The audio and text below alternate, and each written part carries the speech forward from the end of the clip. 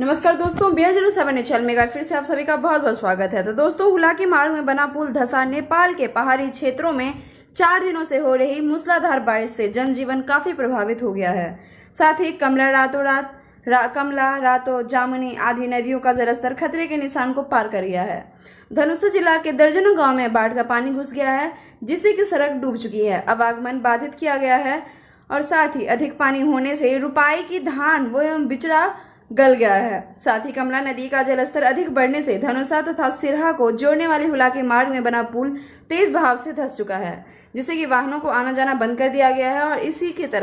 और इसी तरह से रातों रात नदी में आए बाढ़ के जलस्तर से भिट्टा मोड़ सड़क पर 3 फीट पानी का बहाव हो रहा है। जलस्तर सड़क से सभी कार्यालय में बाढ़ का पानी घुस गया है।